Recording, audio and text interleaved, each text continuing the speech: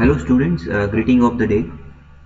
Today we are going to start unit number 3, that is a flat slab. Actually this entire unit is a single numerical, okay, but it is too lengthy to solve. So in examinations they might be asked the part of this numerical for 10 to 15 marks. So let's start uh, from the meaning of flat slab. Okay, so we'll start with what is the meaning of flat slab, what are the advantages and disadvantages of it. Okay, so what is mean by flat slab? So the reference of flat slab is given in the clause 31.1 IS 456 2000, page number 53. The term flat slab means a reinforced concrete slab with or without drops, supported generally without beams by columns, with or without flayed columns head. A flat slab may be a solid or may have the recesses formed on the soffit. That soffit comprises a series of ribs in two directions. The recesses may be formed by removable or permanent filler blocks. So this is what the definition given by the IS code. So this definition said that means these are the slab where the beams were absent, no beams are there. Columns are there means the load of slab is directly comes on the column, and to take that load safely, the columns have some projected part that we are going to call as the drops, and sometimes in between the slab and column, the column has the particular arrangement of head that we are going to call as flared columns. Okay, so this we can see, this will be more clear to us by seeing the diagrams of that. Okay, so this is what the diagrams given by the IS code. So this 12.A is the slab without the drop and column without the column head. So this column, this is only the column, it don't have any column head, and even this slab is also haven't any drop. Okay, so this is the flat slab. So this we are going to see, this we are going to call as the flat plate. Means the column means slab is don't have the drop and columns don't have the head. Okay, then 12.B is the slab with the drop, means the slab has drop and column is also have the head, means slab with the drop and column with have column head. And third type is the slab without drop. Slab without drop means for the slab we don't have any drop but columns has the head. So slab without drop and column with head. So these are the technical diagrams given by the IS code. Now in reality, if you want to see this type of structure, so this we are going to call as the various types. So see here, in the very first diagram, this is representing the flat plate where column head is absent and slab drop is also absent. Okay, in the second figure, column head is absent but the slab has certain drop. So this the first figure we are going to call as the flat plate, and this we are going to call as the flat slab. Also we can see this red color line marks. So this red line marks indicates the position of tendons. Okay, means this means purposefully they are marked this line, mark this red line, because no one should disturb this particular portion, because if we disturb this particular portion, then definitely the strength of that particular slab is going to reduce. And what we discuss as a flared means the ribs in x and y direction, orthogonal direction, so this represent the flared. Okay, and the last diagram is having, means the column is having the column cap is also there, and the slab has the drop. Okay, means whatever technical terms we discuss, that these were the actual pictures of the particular slab. Okay, now what are the advantages of this flat slab? Now we'll see one by one. advantages of flat slabs. So the very first advantage, it gives the less story height for a given clear height of the floor.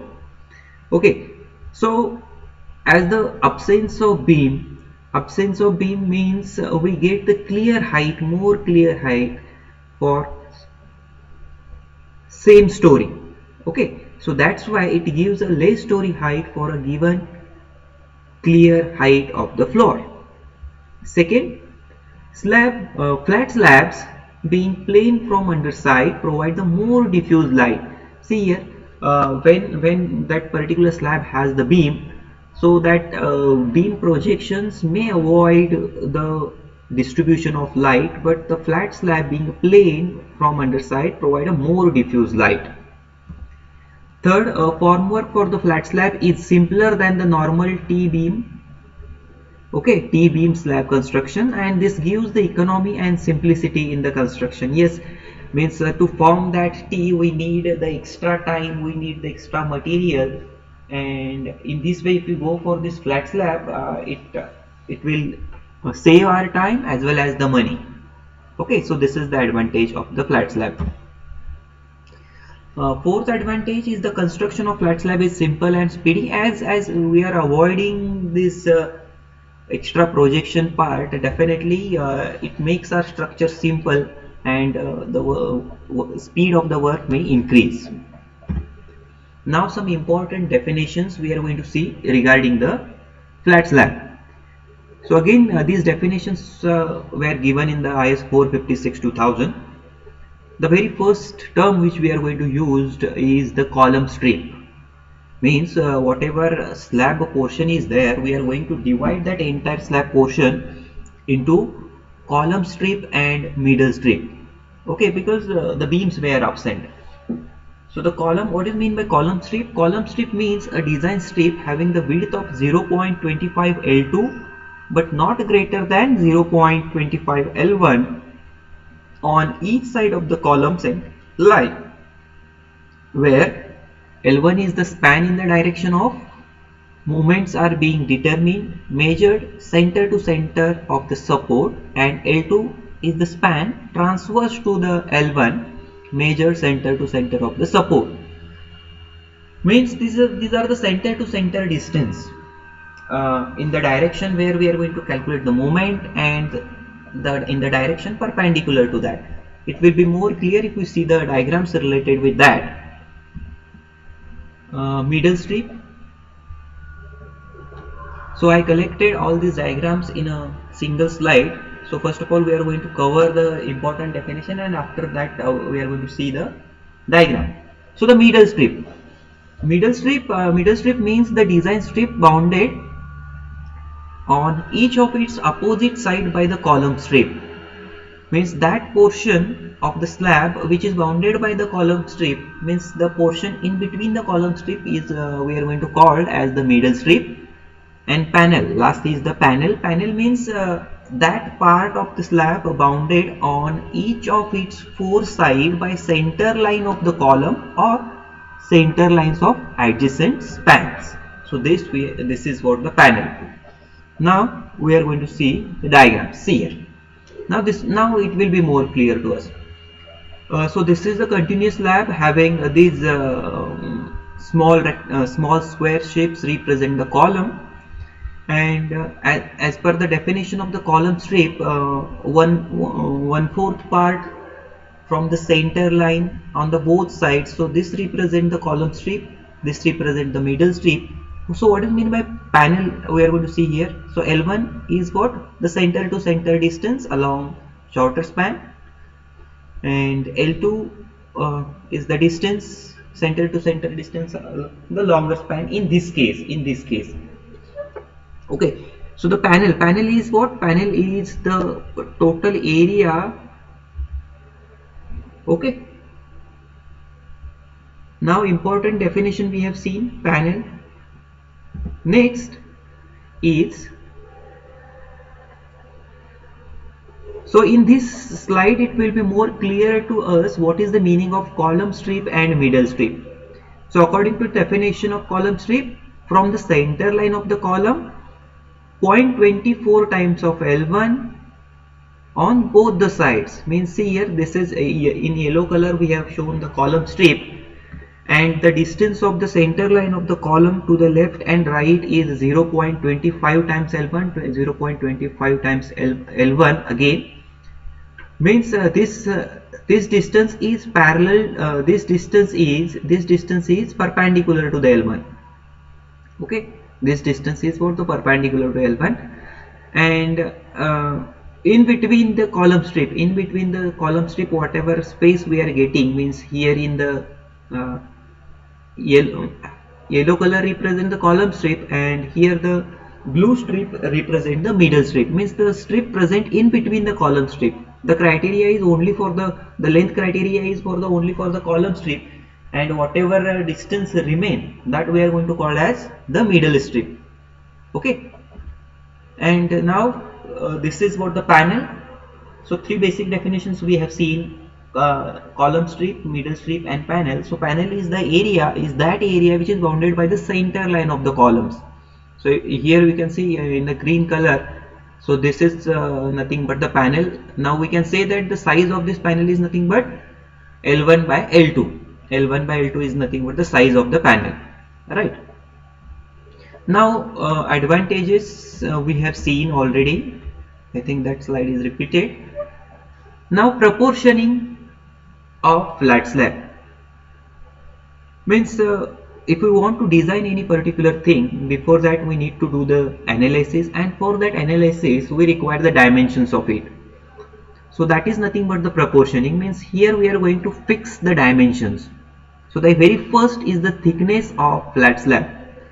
The thickness of flat slab shall be generally controlled by considering the span to effective depth ratio given in the 23.2 okay, IS 456 2000. Means the deflection criteria we are going to use, and for that yes, already we use this table for simple type of slabs also. For the cantilever, that ratio is effective depth to span ratio is 7, simply supported 20, continuous is 26. But there is the little bit change in the dimensions of the regular slab and flat slab, as there are no beams in the flat slab. So the load is going to directly distributed to the columns. So that's why it is necessary to increase the thickness of the slab in case of flat slab as compared to the regular slab. So that's why the IS code has given one guideline that the minimum thickness of the thickness of the slab shall be 125. Means we cannot reduce the thickness less than this. So this is what the last limit. Means we cannot go be less than this. Yes, we can go more than this, but we cannot reduce the thickness less than this 125 mm. And this is what the guidelines. By using these guidelines we can fix the thickness. But again in addition to this, we have one thumb rule to fix the thickness of the flat slab, and that thumb rule is thickness is equal to span divided by span. Here we take the shorter span. Okay, so shorter span divided by 40. So we can go by this thumb rule also. So for proportioning we can follow this, or we can follow this, span divided by 40, right? The next proportioning is the drop. So see here, when we go for the design of flat slab, in our syllabus we are going to design the flat slab. We are not going to design the flat plate. So when we are going to design the flat slab, means it has the drop. Okay, slab with drop, and for that the drop proportioning is also important. Proportioning of drop is important. So the drops when provided shall be rectangular in plan, and have a length in each direction not less than the 1/3 of the panel length in that direction. Means this first sentence gives us the idea regarding the size of the drop. What is the size?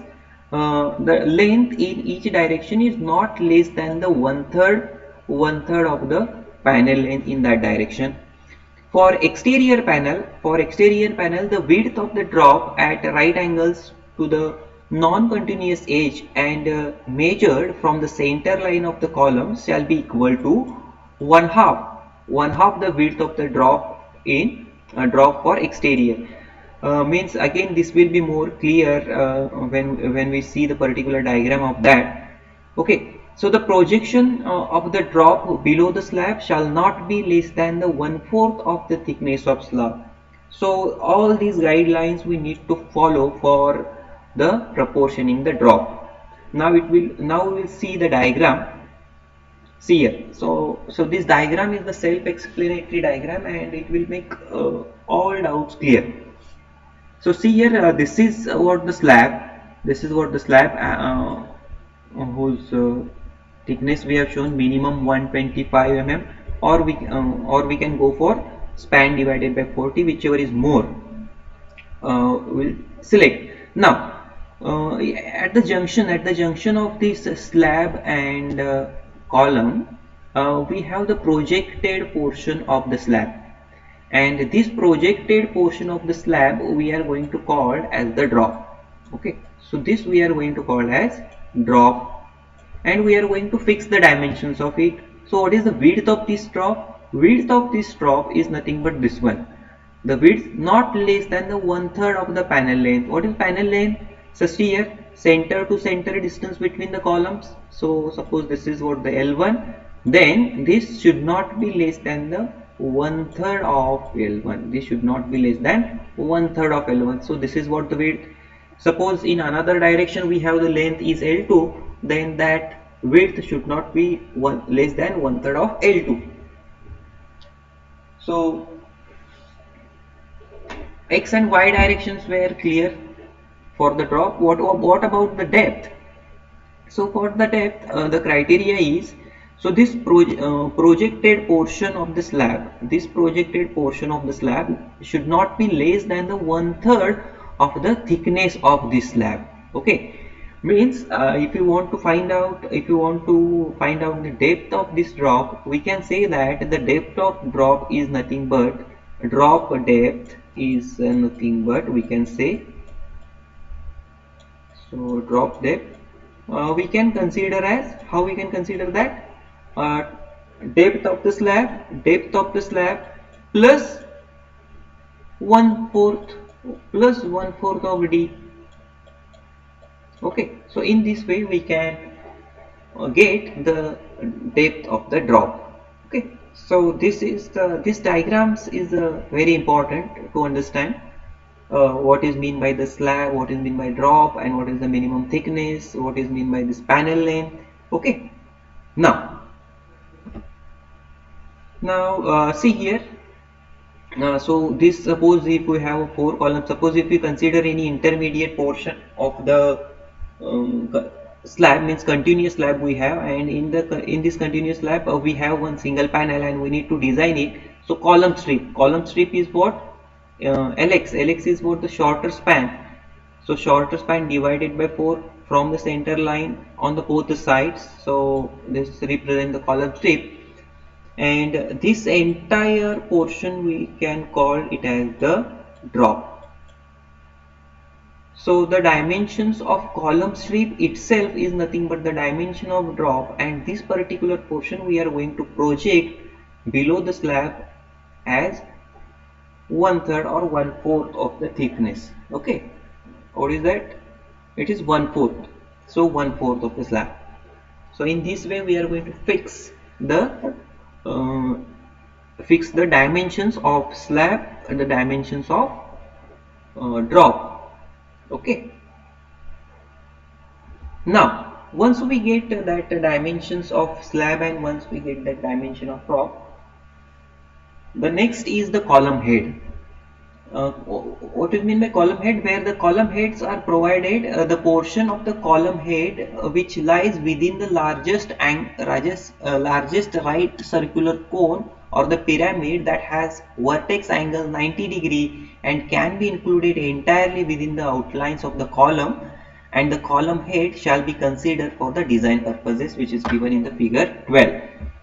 So this figure 12 is given in the IS 456-2000 for fixing the column head, but in our numerical or in our syllabus we are not going to design the flat slab with column head. So we are going to design flat slab with drop only, without column head. Okay, so it is not necessary to go in details of that, because it is again time consuming process, because a single numerical is not possible to cover in 2 hours the design of slab, and if you go for this column head, again that time will increase. Okay, so we are not going to design actually the flat slab with column heads, right? So these details related with the column head, you can think if after actual design of the flat slab, you may read this column head details given in the IS 456-2000. Okay, but only after the our actual design without this column head. Okay, now so after finalizing the dimension, now we need to analyze the flat slab. So as I told you earlier that this flat slab design takes too much time, so that's why this numerical is divided in two parts. One is the analysis part and another is the design part. So this analysis part itself may ask in exam for 10 to 8 marks. So how do we analyze the flat slab? So we do the analysis of this flat slab by direct design method. Okay, we can do the analysis of flat slab by direct design method, and the procedure of this direct design method is given in the clause 31.4 of IS 456-2000. Okay, so page number I haven't written over there, but you will get this clause in the 31.4. so this direct design method we are going to follow for the analysis, but this direct design method has certain limitations, and if we want to use this method, yes, no doubt we are going to use the direct design method. So that's why whatever numericals are going to ask in exam, that numericals are also going to follow the guidelines which are required for this direct design method. Okay, so what are that limitations of direct design method? That we are going to see one by one. So in the clause 31.4.1, limitations were given. The slab system designed by the direct design method shall fulfill the following conditions. Means when we are going to give you the numerical, so that numerical is also going to follow these limitations, or else we cannot use that direct design method. So what is the first limitation? There shall be minimum 3 continuous spans in the direction. Means if a single span is given and it is asked to design that slab as a flat slab, then we cannot use this direct design method. So for if you want to use this direct design method, there should be minimum 3 continuous spans, minimum 1, 2, 3. So that minimum 3 continuous span required in each direction. Okay, so this is what the first limitation. Now the second, what is the second limitation? Second is the panel shall be rectangular in shape and the ratio of longer span to the shorter span within a panel shall not be greater than 2. Panel should be again rectangular, and that ratio should not shorter span to longer span ratio should not be greater than 2. Okay, then third, it shall be permissible to offset columns to maximum 10% of the span in the direction of the notwithstanding the provision in B. Means the diagrams for the diagram means the plan for or the layout should be again symmetric. If there is the offset in between the columns, then that offset should not be more than 10%. So this kind of limitations are there for this direct design method. So that's why in examination they will straightforward, they will give you the plan which is very symmetric, which is symmetric in view, and they ask to find out the moment or the design. Okay, why this is so? Because we cannot use the direct design method if we ask the numericals beyond this particular limitation. So that's why, and that will be beneficial to us. Okay. Now, the fourth limitation, the successive span length in each direction shall not differ by more than one-third of the longer span. The end span may shorter but not longer than their interior spans. So these are all these things are related with the dimensioning of that particular panels or the spans. The design live load shall not exceed the 3 times the design dead load.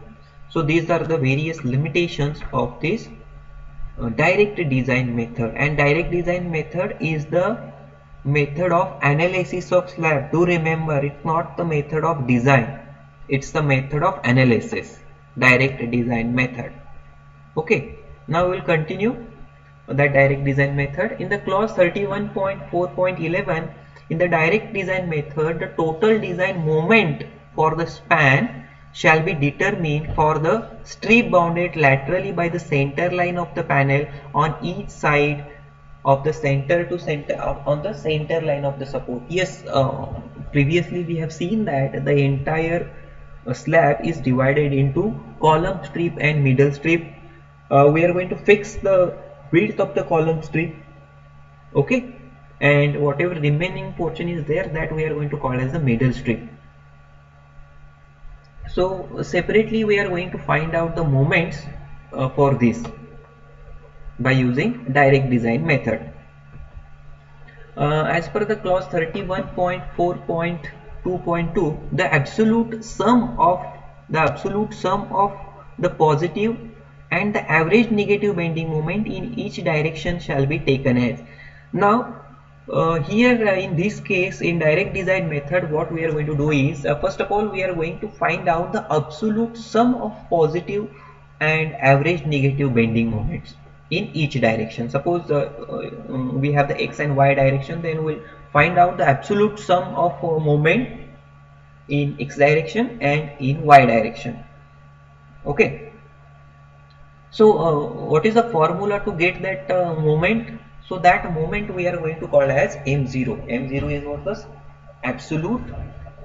absolute sum of the positive and average negative bending moments in each direction, and it is given in the IS code. This formula is there in the IS code as 31.4.2.2. So what is this? M0 is equal to W, capital W, into ln divided by 8. So M0 is what? The total moment. W is what? Design load on the area, L2 by Ln. Means yes, first of all we are going to define the thicknesses, and from that thicknesses we get the dead load, live load, and floor finishes, and from all these things we get one load which is on the unit area, and we need to multiply that load by L2 into Ln, so that we will get the total load. Ln is what? Ln is the clear span extending from the face to face of the columns or the column capitals or brackets or walls, but not less than 0.65 of L1.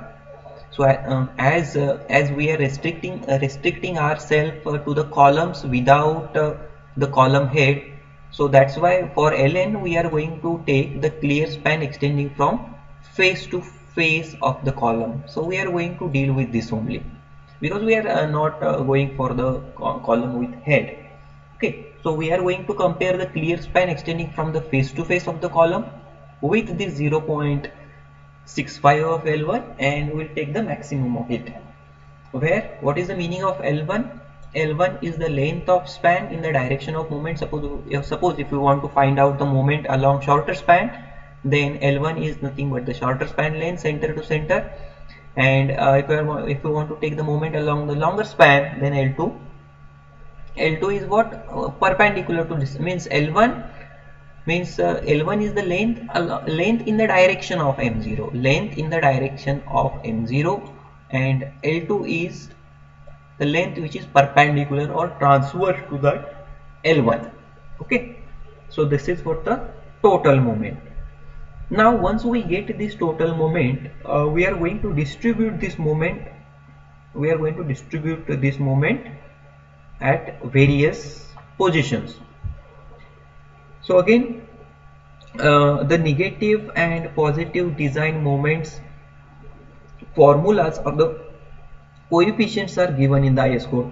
So as per the clause 31.4.3.2, what it says, in an interior span, the total design moments M0 shall be distributed in the following proportions.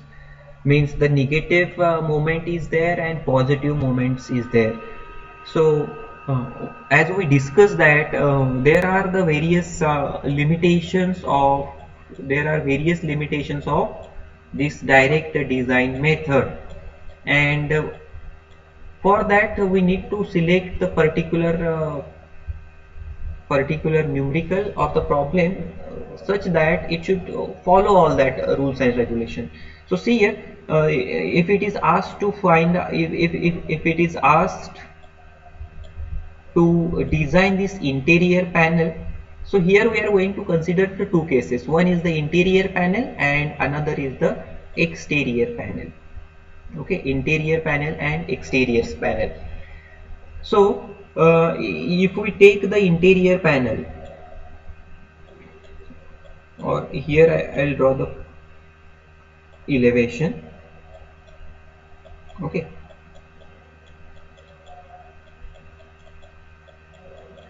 so this becomes the interior panel, and this becomes the exterior panel.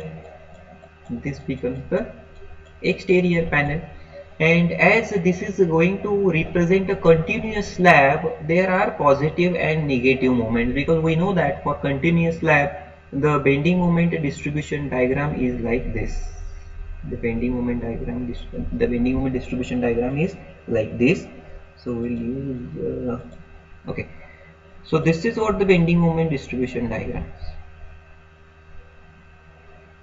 Okay, so in this way the bending moment is there. So if we consider this interior panel, so interior panel at midspan we have the positive moments, okay, and at support we have the negative moments.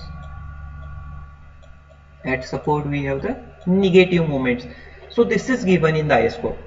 So as per the clause 31.4.3.2, initially we have the value of M0.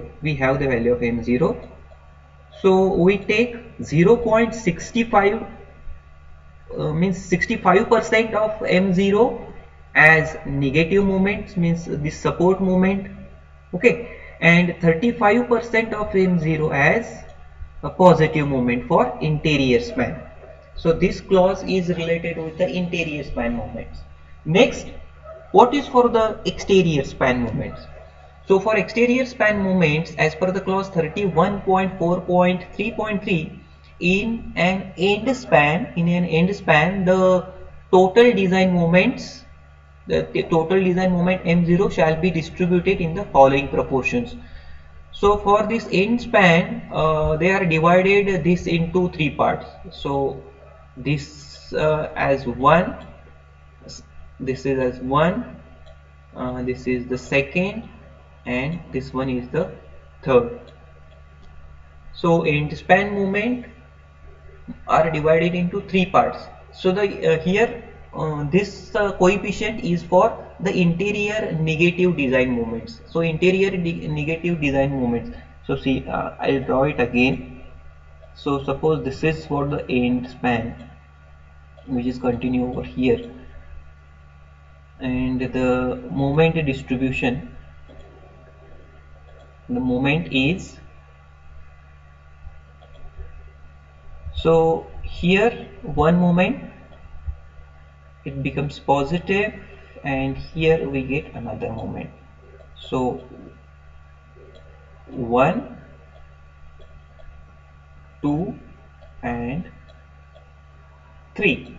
So the interior negative design moments is nothing but this 3. Interior negative design moment is nothing but this 3. And how we get this moment? We need, first of all, we need to find out the coefficient for this. So we are going to find out this coefficient. So this coefficient is given in the IS code. Okay, I directly have taken the screenshot of that. So that coefficient is 0.75 minus 0.1 divided by 1 plus 1 divided by alpha c. So alpha c is again the coefficient which we are going to find out from the stiffnesses of the column and slab.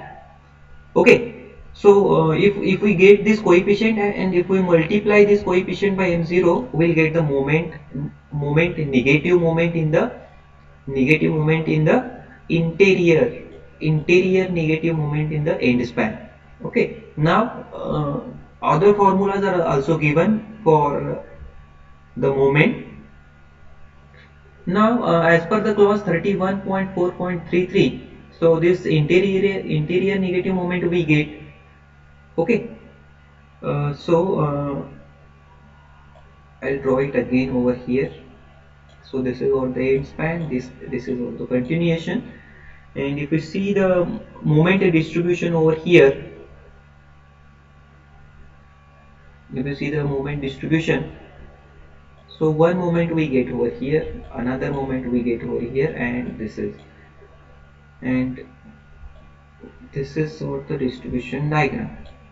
So the negative interior moment is nothing but this one.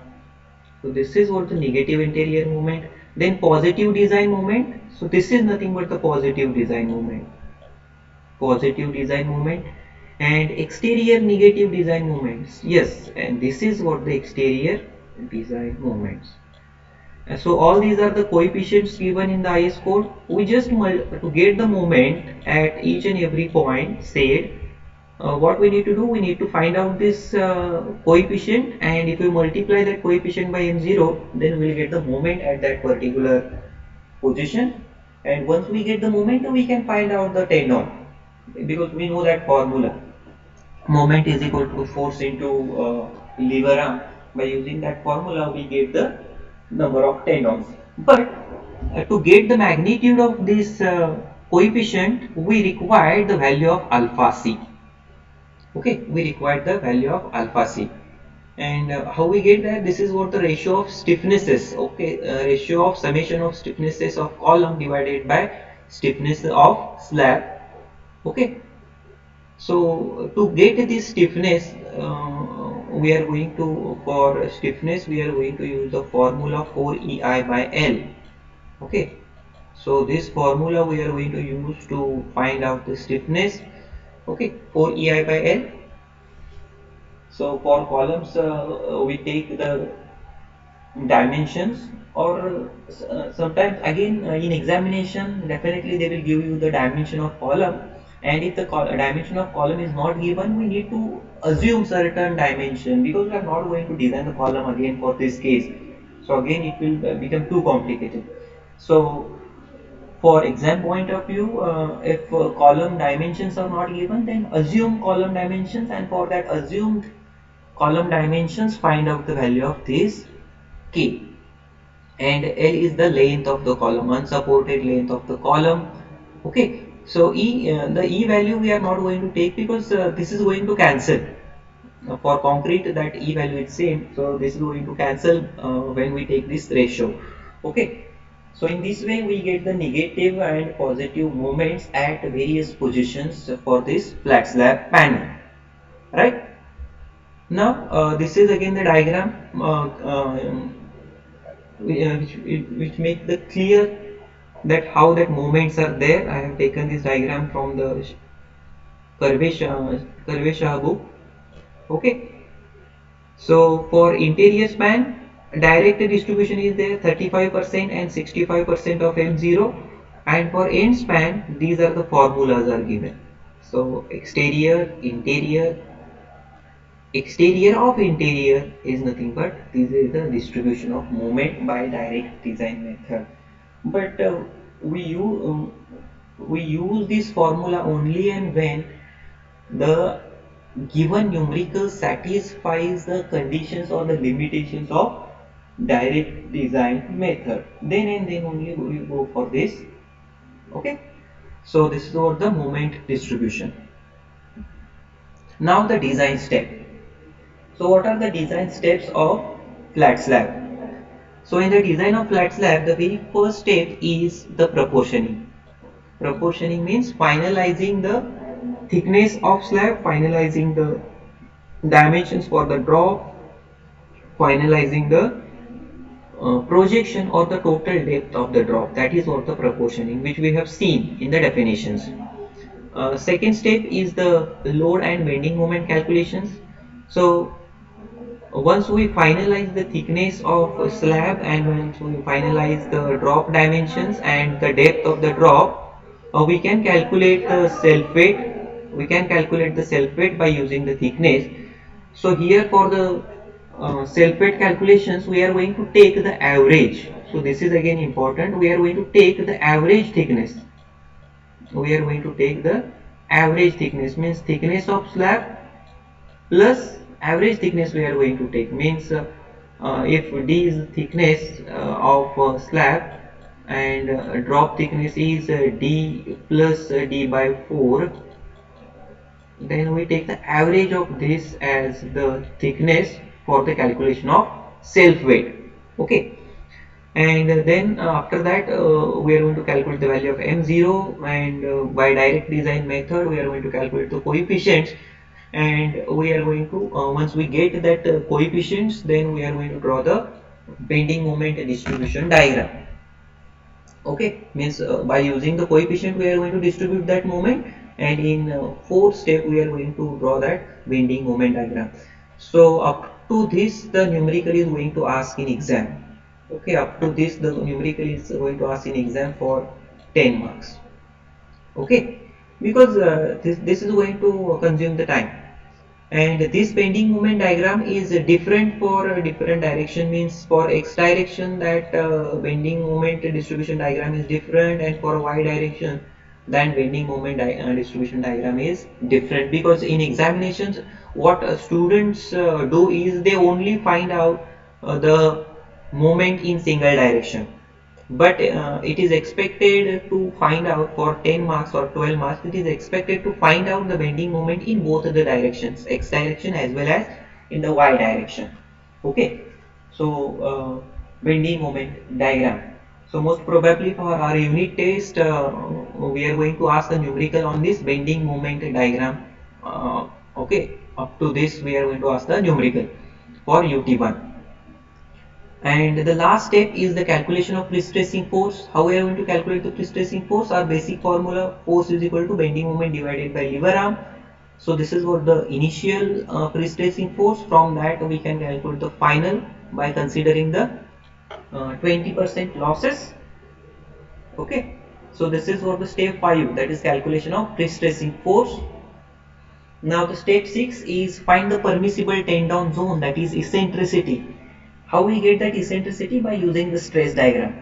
So at exterior and interior support for stage 1 and stage 2, as well as at the mid span of the end span and interior span for the stage 1 and stage 2, we are going to find out the eccentricities. Means here we need to draw the table of eccentricities, because 1, 2, 3, 4 means various positions are there. For the for various positions we are going to find out that eccentricities for stage 1 and stage 2. So we are going to find out this eccentricities by using the table. Okay, we are going to prepare one table for that. And these formulas, how we get these formulas? We get these formulas from the stress distribution diagram. Okay, so in step 6 we are going to find out the permissible tend-on zone. Now the last step actually means the up to this our design part is over, and in the remaining part we are going to take the checks. So we are going to take the check for stresses, we are going to take the check for flexure, and we are going to take the check for shear. So this is very important, because in one way two way we haven't means in two way we haven't taken that check for shear, but as here the beams were absent, so the area between the column means area between the column and the slab, means the connection between the column and slab, that is much prone to the shear failure. So that's why we need to take the shear check for this. And once we finish with that, we are going to calculate the minimum reinforcement required. Yes, definitely we are going to design pre-stressed flat slab. So this is what the minimum reinforcement ratio. We are not going to provide the actual, means we are not going to calculate the reinforcement actually as such in like numerical, because it is again the time consuming process, and the RCC design already we studied in the SG2. Okay, so the minimum reinforcement, so we should write this only, the minimum reinforcement shall not be less than the 12% or the 0.12% or the 0.15% of the total cross section area. And at last we are going to show the details of layout of tendons and reinforcement of slab, etc.